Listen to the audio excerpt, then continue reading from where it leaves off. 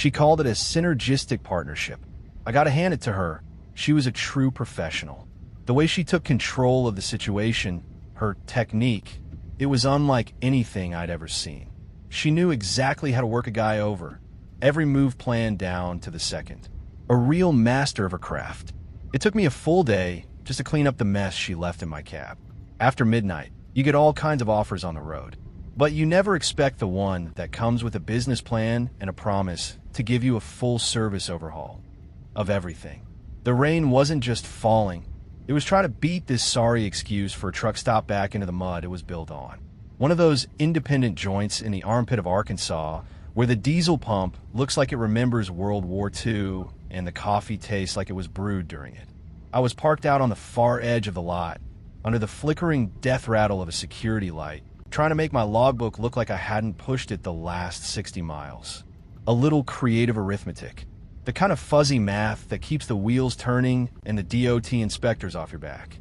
The wipers were fighting a losing battle, smearing the grime and the weak, greasy neon glow of the EAT sign across my windshield. It was the kind of night where the world feels small, damp, and lonely. The kind of night where the CB is silent, and the only company you have are the ghosts of 1,000 other nights just like it. Perfect weather for business.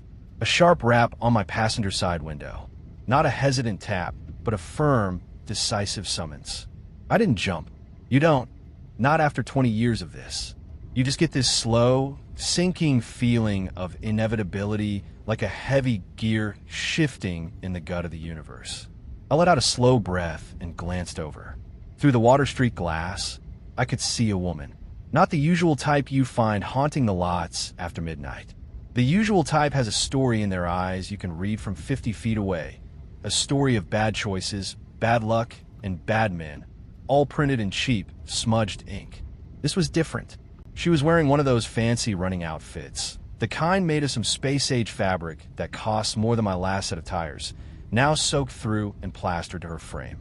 She looked less like a working girl and more like someone who'd gotten hopelessly lost on her way to a 5-star yoga retreat. Still, the rain makes people desperate. It washes away plans and leaves behind nothing but need. I thumbed the button, and the window slid down with a tired groan that echoed the one in my own joints. A blast of cold, wet air flooded the cab, carrying the smell of ozone and damp earth. Can't help you if you're selling something, and can't help you if you're buying, I grunted. It's my standard opener. A conversational firewall. It covers God, candy bars, and anything in between. She didn't flinch. She leaned in, the rain dripping from her severe ponytail, her voice crisp and clear over the drumming on the roof, like a newscaster announcing a multi-car pileup. I'm not selling a product. I'm proposing a synergistic partnership. I just stared at her. My brain, which had been comfortably idling in neutral, tried to shift gears and stalled. Synergistic partnership. That was a new one. In all my years, I'd heard it called a lot of things. A good time, a favor, a private party, an arrangement. But never a synergistic partnership. The girls were getting creative with the terminology. She must have gotten an MBA online. Gotta give her points for vocabulary. I require immediate transport to Dallas, she continued, pushing a wet strand of hair from her face with an impatient, surgical gesture. In exchange, I will provide a full-service overhaul of your operations. We can streamline your entire workflow. My brain, bless its simple, mechanical heart, snagged on 2 words: full service. It's a classic, a term of art in the world's oldest profession. As for the rest, overhaul your operations, streamline your workflow. She was speaking in code, sure, but it was the most professional, buttoned-up pitch I'd ever heard. This wasn't some desperate junkie looking for a quick 20. This was a freelancer, an independent contractor with a business plan and a mission statement. I almost had to respect the hustle. She was looking at me with these intense, unblinking eyes, waiting for a decision as if we were in a corporate boardroom instead of a muddy, forgotten parking lot. I gave my cab a slow, deliberate look. The half-eaten bag of gas station chips on the dash, the pile of logbooks and greasy receipts on the passenger seat, the general lived-in chaos of a man who calls a 10-by-8 steel box his home, office, and dining room. An overhaul was definitely in order. She wasn't wrong about that. I didn't say a word. I just reached over, swept the logbooks and chip bag onto the floor with one smooth motion, and hit the button to unlock the door. The loud clack of the lock was the only answer she needed. She pulled the door open and climbed in, awkward and graceful all at once, bringing the storm in with her. I pulled the heavy door shut and hit the lock again. The cab was sealed. The negotiation was over. Time to clock in. I eased the rig out of the cratered parking lot, the transmission groaning in protest as we finally found purchase on the slick asphalt of the on-ramp. Inside the cab, the silence was thick, broken only by the rhythmic slap, slap, slap of the wipers and the deep, reassuring hum of the engine. The woman, my synergistic partner, sat ramrod straight in the passenger seat, staring out into the black, rain-lashed night as if scanning it for inefficiencies. Her wet jacket was starting to make the vinyl seat squeak with every minor bump in the road. "This is a critical systems failure," she said suddenly, her voice tight with a kind of controlled panic I'd heard 1,000 times before. It was the sound of rent being due yesterday, of a pimp getting impatient, of a bad deal going south. A complete logistical collapse.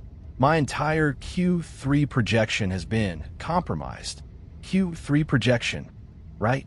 My quarterly projection was hoping I could make it to Texarkana before my bladder gave out. I just grunted, keeping my eyes on the road. The jargon was just window dressing for the same old story. Girl needs cash. Trucker has cash. Simple supply and demand. She was just trying to maintain some dignity. Frame it like a business deal instead of what it was. I could play along. It costs nothing to be polite before a transaction. She unzipped her soaked jacket with a decisive, ripping sound. "The humidity in this unit is suboptimal for peak performance," she announced, peeling the garment off. Underneath, she was wearing one of those tight, sleeveless workout shirts that shows off every muscle. She folded the jacket with a series of sharp, precise movements, like a soldier folding a flag, and placed it on the floor mat. My internal checklist ticked over. Step 1, remove outer layers. Classic. We were proceeding by the book. Then she kicked off her muddy, $500 running shoes, tucking them neatly under her seat. "Contaminants should be contained to a designated entry zone," she muttered, more to herself than to me. Step 2, shoes off. We were following the script perfectly. So far, so good. Finally, with a frustrated sigh that seemed to carry the weight of a corporate bankruptcy, she found the lever and reclined her seat. Not just a little bit, all the way back until she was nearly horizontal. She closed her eyes for a second, her chest rising and falling in a deep, cleansing breath, initiating stress reduction protocols. That was it, the signal. In 20 years, I'd never seen it broadcast so clearly, so unambiguously. Jacket off, shoes off, seat laid flat like a makeshift bed. She might as well have put up a flashing neon sign that said, "Open for business." I felt a grim sense of professional satisfaction. I knew the game, and she was playing it by the book, even if her book was written in a language I didn't fully understand.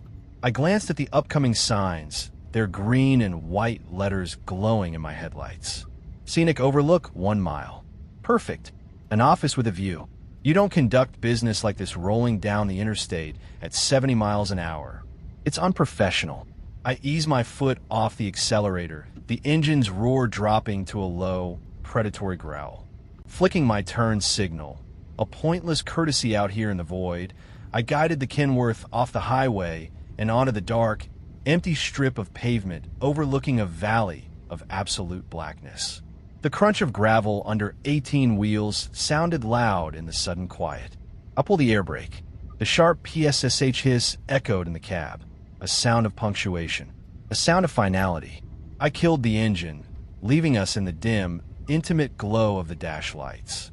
The rain was letting up, softening to a gentle drumming on the roof. I turned to her. "All right," I said, my voice low and even, the voice you use when the deal is done and it's time to get down to brass tacks. "Let's streamline this workflow." The air in the cab was perfectly still. The only sound was the gentle tick-tick-tick of the cooling engine block. I waited, giving her the professional courtesy of letting her set the pace. She was the service provider, after all. I turned my body slightly towards her, an open, non-threatening posture that said, "I'm ready when you are." This was the moment. The pivot point of the whole transaction. She sat bolt upright. The motion was so sudden and mechanical it made me flinch. Her eyes, which had been closed in stress reduction, snapped open. They weren't soft or inviting. They were sharp, analytical, like a hawk spotting a field mouse from 1,000 feet up. "Excellent," she said, her voice a crisp, efficient hum that vibrated with purpose. "Let's begin. Phase 1, environmental optimization and asset categorization." Before I could process the words, before my brain could even begin to guess what fresh brand of insanity this was, she reached down beside her seat and pulled out a sleek, waterproof backpack I hadn't even noticed she was carrying. The zipper was loud in the silence. From within, she produced a small, handheld device that whirred to life with a low hum. It took me a second to recognize it in the dim light. It was a label maker. She pointed it at my dashboard. "First, we need to establish clear operational zones.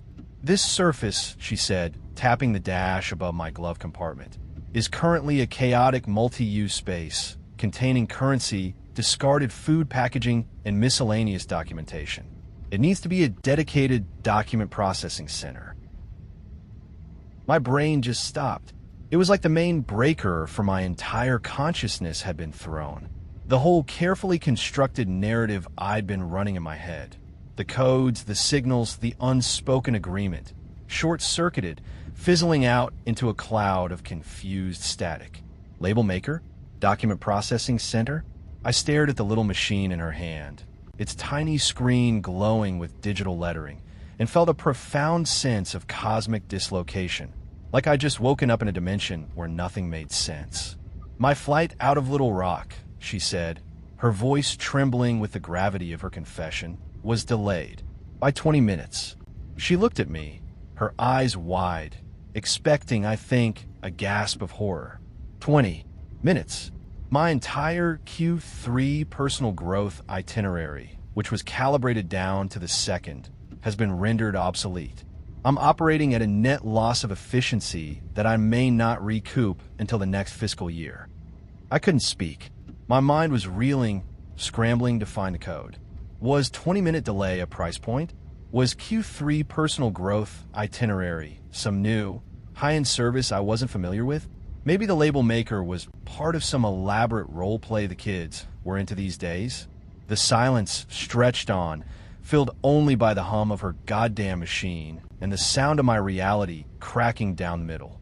The warm, predictable scent of a simple transaction had evaporated, replaced by the sterile, terrifying smell of genuine, undiluted, weaponized insanity. I hadn't picked up a lot lizard. I think I just picked up a patient. She didn't wait for a response. She took my stunned silence as an invitation to elaborate on her national-level disaster. "You have to understand," she said, leaning forward, her eyes wide with the remembered horror of it all. The 20-minute flight delay wasn't just a temporal setback. It was a catalyst for a cascading system failure. My arrival was timed to coincide with a pre-booked, non-refundable Uber, which was scheduled to get me to a high-intensity interval training session, which was the designated energy expenditure phase before my 3-hour deep work block on Q4's preliminary social media strategy. I just stared at the road ahead, though we weren't moving. My brain felt like a bag of cats thrown in a river. I was trying to follow the logic, but it kept slipping through my fingers like wet soap. Asterisk deep work block, energy expenditure phase. Asterisk, was this some kind of new age pyramid scheme? Or was this just what rich people did all day? Worry about things that didn't matter? "Because of the delay," she went on, her voice rising with righteous indignation, "I missed the Uber. The next one was an 8-minute wait. 8 minutes. That's an entire micro-productivity cycle completely wasted. The whole day was a write-off. My caloric intake was misaligned with my expenditure. My sleep cycle was desynchronized. I had to make an executive decision on the spot. I remained silent, letting the crazy wash over me like a tidal wave of buzzwords. My mind was scrambling, trying to find an anchor in this sea of nonsense. Nobody, and I mean nobody, gets this worked up over a missed gym class. This had to be a cover, a well-rehearsed, completely bonkers story to hide what was really going on. She was on the run. Had to be. Maybe from a husband, maybe from a psych ward. This was her script, the story she told herself to keep from admitting the real, ugly problem. She took a deep, shuddering breath, the kind you take after recounting a near-death experience.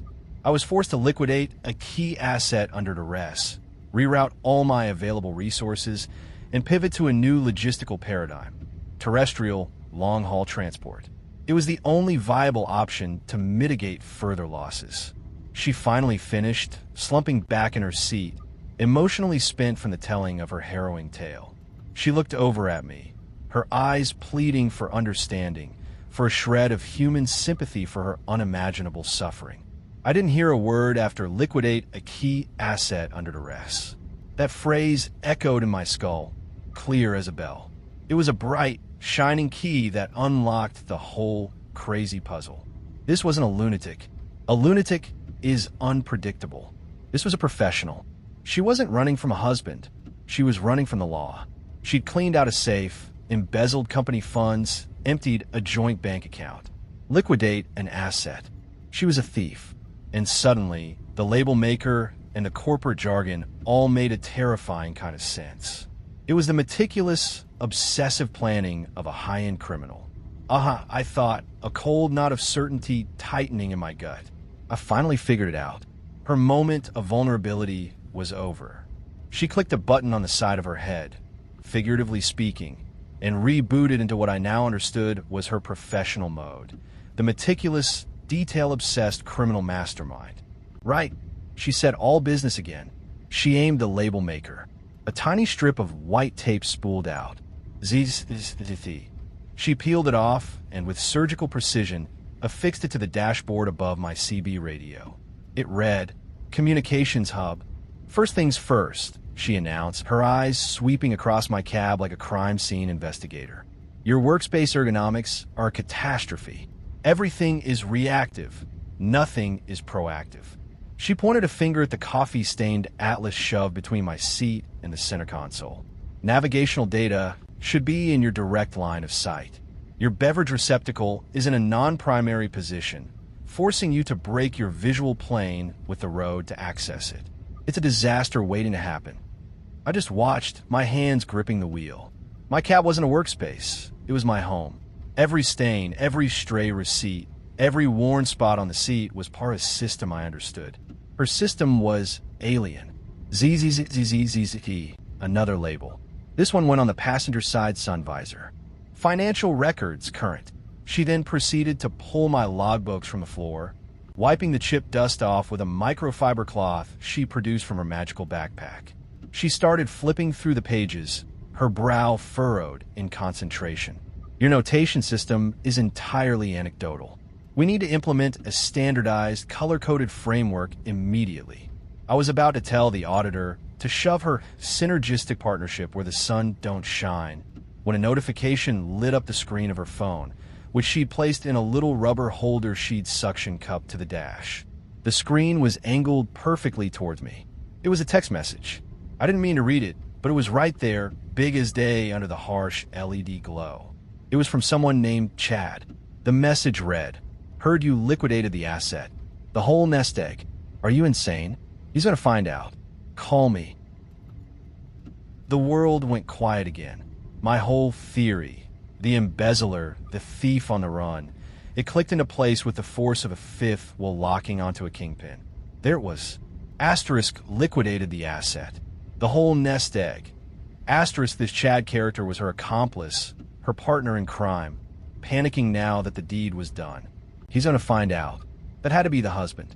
The rich, powerful guy she'd ripped off. The guy who was probably, at this very moment, discovering an empty safe or a zeroed-out bank account. I looked at her. She was oblivious, tapping away at her phone, probably reassuring Chad that her new logistical paradigm was sound. She wasn't just a quirky lunatic. She was in serious trouble.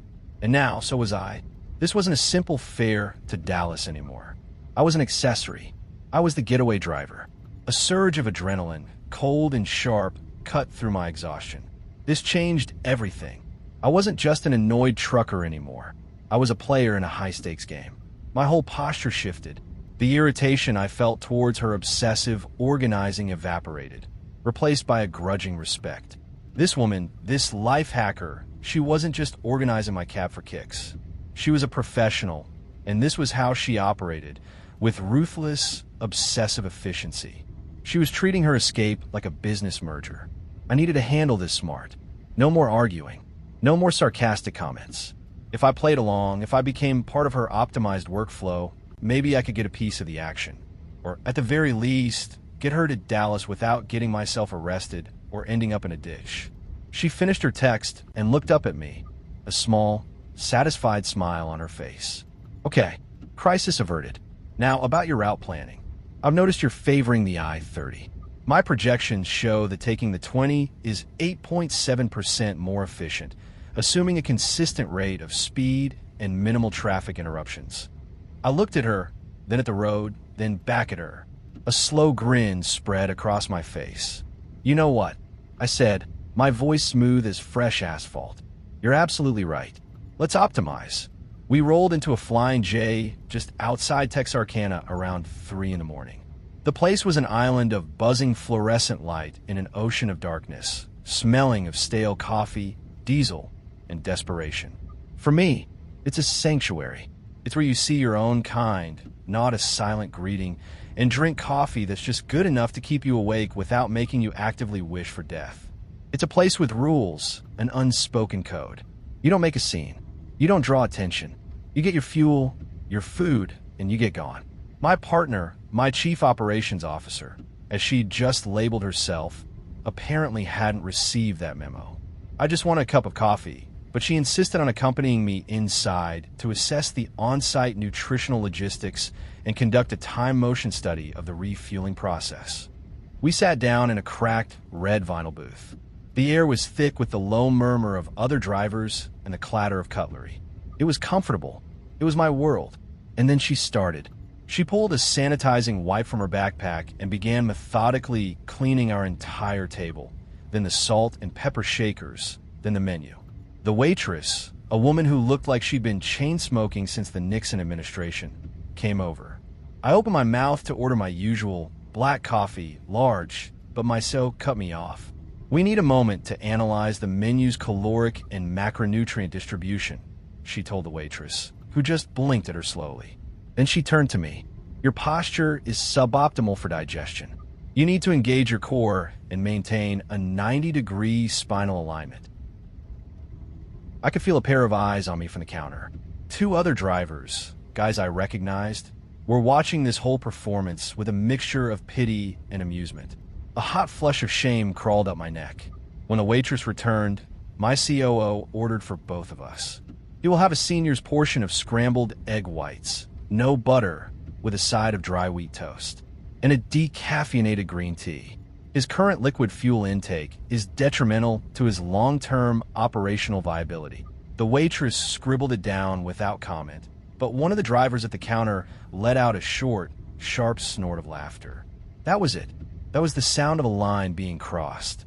This wasn't her reorganizing my personal space anymore. This was a public humiliation. She was treating me like a misbehaving child, a broken appliance she was trying to fix in front of my own people in one of the few places on earth I felt at home. I just sat there, my jaw tight, a volcano of silent fury building in my gut.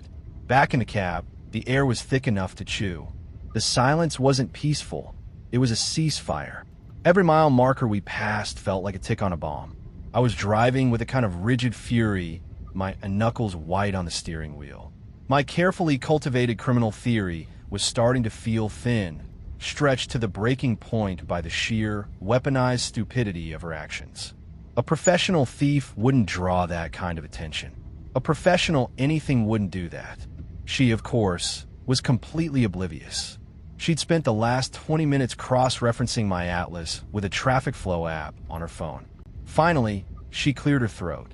I've identified a critical deviation we need to implement, she announced, as if nothing had happened. "We're not deviating anywhere," I said, my voice flat and cold. "The deal was transport to Dallas. That's where we're going." "That is no longer the primary objective," she countered, her tone maddeningly patient, as if explaining a simple concept to a child. "My data indicates that the optimal location for me to re-establish my operational baseline and begin damage control on my Q3 itinerary is not in the Dallas metropolitan area itself, but in a small town approximately 90 miles northwest of it. A place called Serenity Springs." I almost laughed. It was too perfect. Serenity Springs? What's there? "A guru who's going to realign your chakras with a spreadsheet." "Don't be ridiculous," she sniffed. "It's the site of a level 4 bio-integrated wellness retreat. They specialize in accelerated mental and physiological recovery. It's the only facility in this quadrant of the country that can get me back on schedule with only a 48-hour intensive. I need you to take me there. 90 miles northwest, then 90 miles back to get on route. We were talking a 4, maybe 5-hour detour, easy. That's a quarter of my legal driving day gone. It's fuel. It's time. It's money.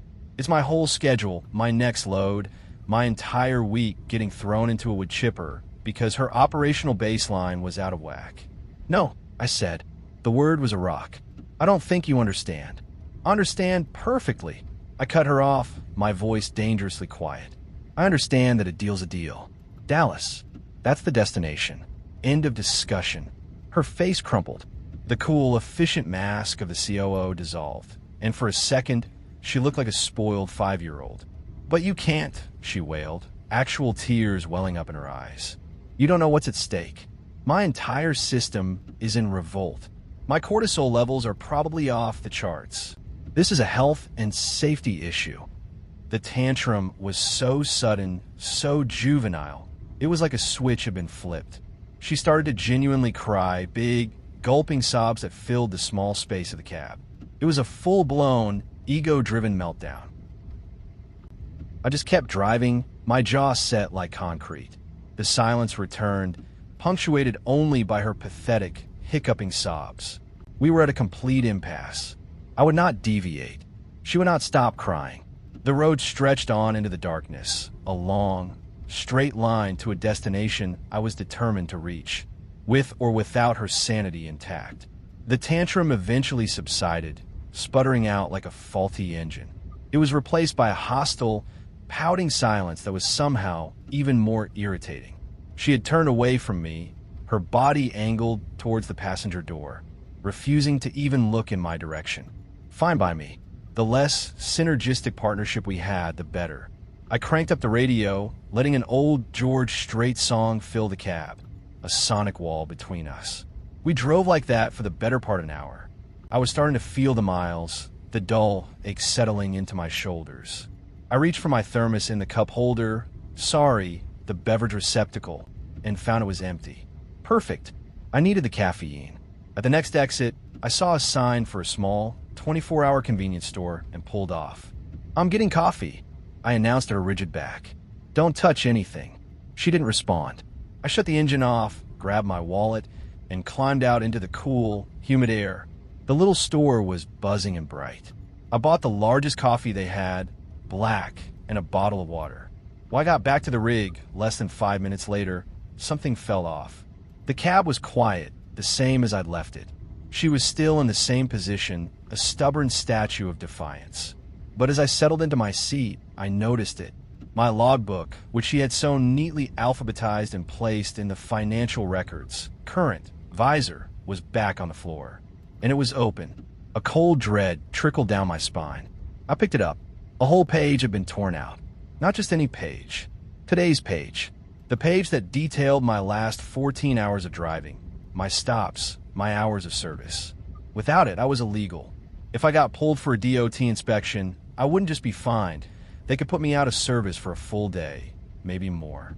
It was a kill shot, a direct, calculated attack on my livelihood. I looked at the empty space where the page should have been. This wasn't a tantrum. This wasn't a meltdown. This was sabotage. This was an act of war. The simmering anger I'd been feeling all night, the irritation, the humiliation, it all burned away. In its place, something cold and hard settled in my gut. The game was over. The weird, darkly funny story I'd be telling for years had just taken a turn. She had crossed a line, not just into my space, but into my ability to make a living. She had made this personal. I slowly put the mutilated logbook down. I took a long, slow sip of my coffee. I looked over the back of her head, her hair still perfectly tied back in its severe ponytail. There was no more confusion, no more second-guessing my criminal theory or wondering if she was just crazy. It didn't matter anymore. All I knew, with a clarity that was almost peaceful, was that she was getting off my truck. And it wasn't going to be in Dallas. And it sure as hell wasn't going to be at Serenity Springs. Judgment was coming. I started the engine. The familiar rumble filled the cab, but it sounded different now. Sharper, more menacing. All the noise in my brain, the back and forth, the attempts to diagnose her, the simmering frustration, it all went dead silent. It was like a switch had been flipped, cutting power to every non-essential system. Annoyance was a luxury I could no longer afford. Humor was a memory.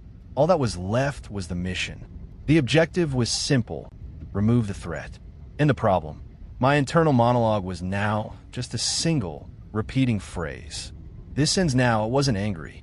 It was a statement of fact, a law of physics I was about to enforce. With my decision made, a strange calm settled over me. I took another sip of coffee, placed it carefully in its holder, and turned to her. My voice, when it came out, was devoid of any emotion. It was as flat and even as the plains of West Texas. "You're right," I said. She flinched, startled by the sudden sound. She slowly turned from the window, her eyes narrowed with suspicion. "What?" "Serenity Springs," I clarified, my eyes fixed on the road ahead. "Your wellness retreat. It's a logistical necessity. We'll go there." Her suspicion didn't fade, but it was joined by a flicker of triumphant relief. She had won.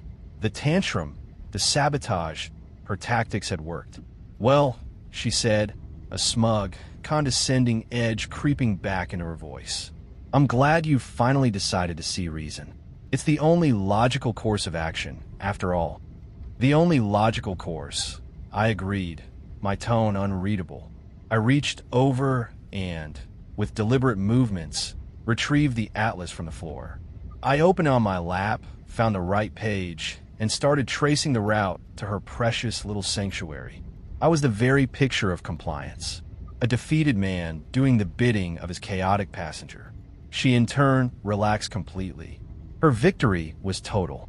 She launched into a monologue about the importance of assertive course correction and how this detour was a teachable moment for me in proactive management.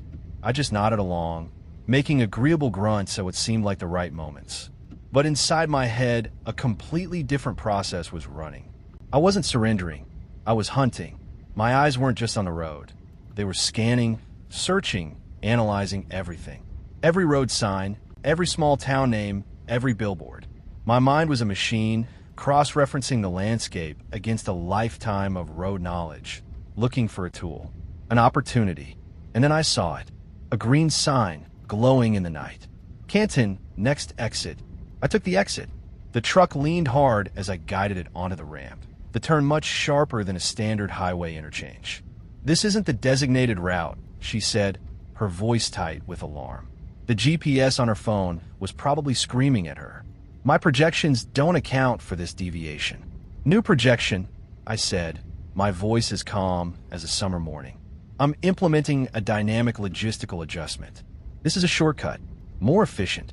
I used her words like a key in a lock, and I could feel her system struggling to compute. Before she could formulate a proper objection, we were off the clean asphalt and onto a rutted, muddy dirt road. Ahead of us, under the harsh glare of portable floodlights, was a sprawling city of chaos. Acres and acres of it. Men in overalls were hauling dusty furniture from rusted vans. Women were laying out quilts covered in mismatched china and tarnished silverware. The air smelled of funnel cake, livestock, and rust. It was the first Monday trade days in Canton, Texas. The world's largest flea market, a glorious, sprawling monument to disorganized commerce. And it was just waking up. I navigated the Kenworth through the labyrinth of makeshift stalls and parked trucks, finally bringing it to a stop in a particularly soupy patch of mud. I pulled the air brake. The PSSH hiss was the sound of a final judgment. I turned to her. The smugness was gone, replaced by a wide-eyed horror. She was staring out the windshield at a man, trying to untangle a 50-foot string of Christmas lights from a mountain of old tires. "This is your stop," I said. "What?" "No, this is unscheduled. It's unhygienic. The entire operational theater is compromised. This is not Serenity Springs." "Correct," I said. I reached over, opened her door, and then calmly got out my side. I walked around to the passenger side, reached into the cab, and pulled out her sleek backpack and her neatly folded, now dry jacket. I placed them carefully on a patch of semi-dry grass. "My payment," she shrieked, scrambling out of the cab, her expensive shoes sinking into the mud. "Our agreement, the full-service overhaul. About that." I reached into my own jacket pocket and pulled out a crumpled piece of paper. I unfolded it. It was the page she had torn from my logbook. "You try to sabotage my operations, so I'm liquidating this asset." I gestured to her, under duress. Her face went pale. The reality of her situation finally crashed down on her. She was 90 miles from nowhere, standing in the mud, surrounded by everything her hyper-organized world was designed to protect her from: chaos, unpredictability, and dirt. "You can't just leave me here," she cried, her voice cracking with genuine panic. "Sure I can," I said, climbing back into my cab. I fired up the engine. Through the open window, I gave her one last look. "Consider this an unscheduled, high-intensity, team-building exercise. A pivot to a new paradigm. You're a life hacker. Hack your way out of this." I hit the button, and the window slid upwards, sealing her panicked face out of my world. I didn't look back. As the rig rumbled back towards the highway, a profound sense of peace settled over me. The cab was mine again. The faint, antiseptic smell of her was already being replaced by the familiar scent of old coffee and diesel. It was beautiful. When I grabbed her backpack, I'd felt the crumpled logbook page tucked in an outer pocket. She kept it as leverage, and under it, a pawn shop receipt from Little Rock. Item: one LMT or line yoga mat. Price: $60. That was it. That was the key asset. The whole nest egg Chad was worried about was probably the $500 she had saved for her wellness retreat. She hadn't ripped off a rich husband. She just hocked her yoga mat to pay for an Uber, and her whole world fell apart. I finally understood. These people, they're not built for the real world. They build these complicated, color-coded cages for themselves, filled with schedules and metrics and buzzwords, because they're terrified of one thing: a 20-minute delay, a flat tire, a random Tuesday when things just don't go according to plan. They're terrified of life itself in all its messy, unpredictable, unoptimized glory. I took a long, deep breath of my own quiet, orderly chaos and smiled. The sun was coming up. I had a load to pick up in Dallas, and for the first time in 8 hours, the road ahead